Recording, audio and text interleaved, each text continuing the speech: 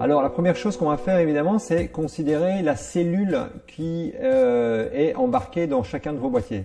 Alors comme je vous l'ai dit tout à l'heure, la cellule ici, donc le flashmètre, le light meter, ok, mesure en incidente. Ça veut dire en incidence. Ça veut dire qu'elle va mesurer la lumière qui arrive sur elle. Ok, c'est pour ça qu'on va systématiquement l'utiliser, la rapprocher de notre sujet et au plus près de notre sujet, mesurer la lumière toujours en direction de celle-ci. Ça, c'est aussi une des choses peut-être sur lesquelles on n'insiste pas assez à l'école. Bien souvent, on dit, ok, de la manière logique, on est face à l'appareil, on prend la mesure face à l'appareil. C'est absolument pas comme ça que ça fonctionne. Ça ne fonctionne à mon sens comme ça que dans le cas où la lumière est pile au-dessus de la caméra. Dans le cas comme maintenant par exemple où la lumière vient de, je dirais, 30 degrés par rapport à l'appareil, ben, je vais mesurer en me tournant vers la source. C'est très important de le faire comme ça.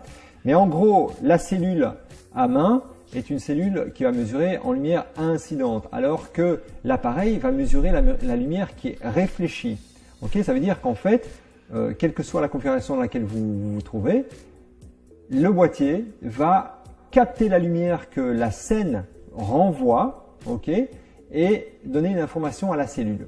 Alors pour vous assister dans cette utilisation de la cellule interne, mais les fabricants ont proposé plusieurs modes de calcul de la lumière. Donc il y a la mesure matricielle, la pondérée centrale, la mesure spot. En fait, il y en a 4 chez Canon par exemple. Et à chaque fois, ils vont faire une espèce de calcul un petit peu plus ou moins intelligent de la lumière, justement pour pouvoir, en tout cas par rapport à un utilisateur averti, pouvoir essayer de pallier à son fonctionnement qu'ils savent par définition erroné. Alors erroné oui et non, puisqu'à un moment donné il fallait bien commencer quelque part.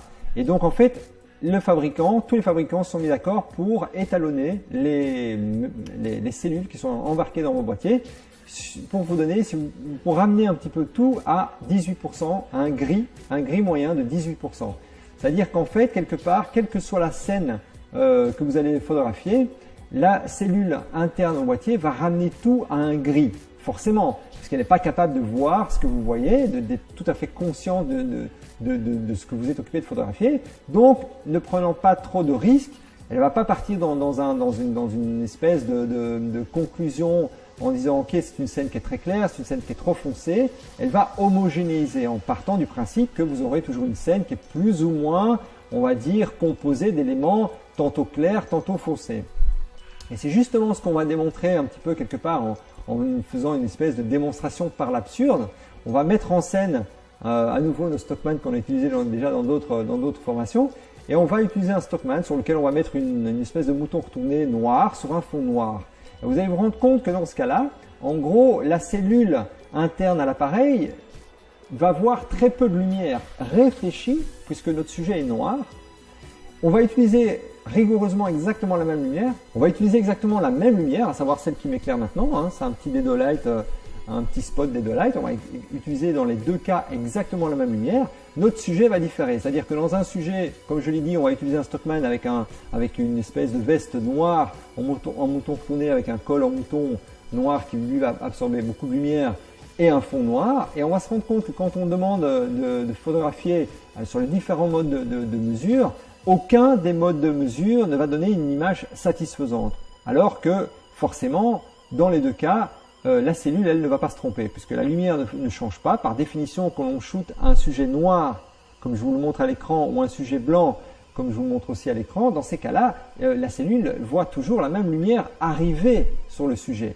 Par contre, la cellule incorporée à vos boîtiers, quel que soit le mode qu'on va choisir, que ce soit spot, pondérée centrale ou matricielle, dans tous les cas, elle va, dans le sujet noir, voir pas assez de lumière puisque la scène lui renvoie trop peu de lumière. Donc dans ce cas-là, de manière un petit peu contradictoire, comme c'est un sujet noir, elle ne verra pas assez de lumière revenir.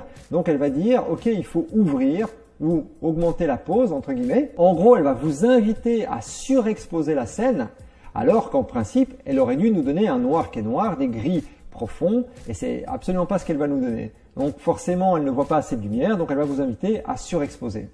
Dans le deuxième cas, on va shooter un Stockman clair avec une chemise blanche, avec exactement la même lumière, avec tout le temps les mêmes paramètres, forcément.